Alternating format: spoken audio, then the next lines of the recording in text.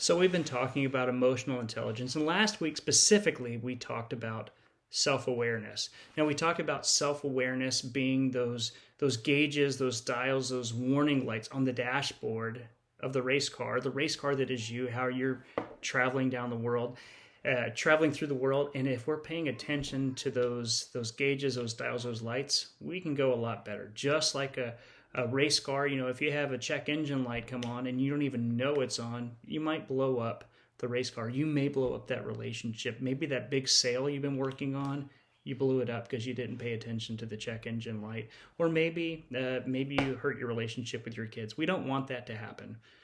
So let's learn a little bit about how to pay attention to that a little bit better. So the good thing about emotional intelligence is you can get better. You can work on these skills wherever you are today. You're not stuck at, and no matter how good you are, you can always get better. So let's talk a little bit about that.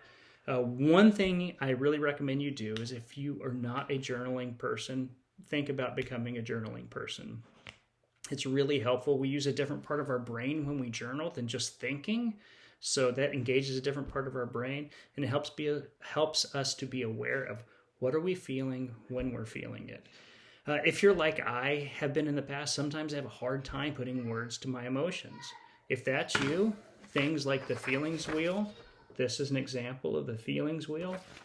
If you notice, there's a lot more than happy, mad, or sad on here. There is a resentful, there's indignant, but there's also thankful and courageous and valued.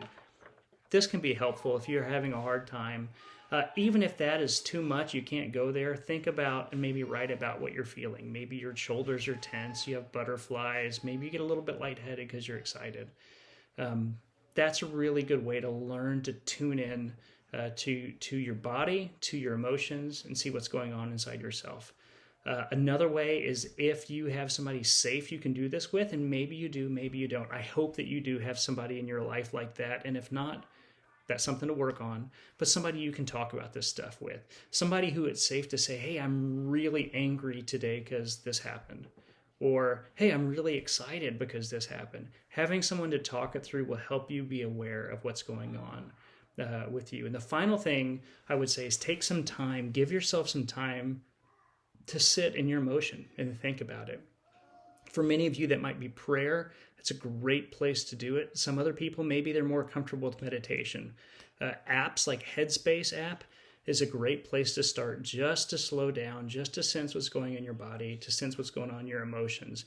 They can be really helpful.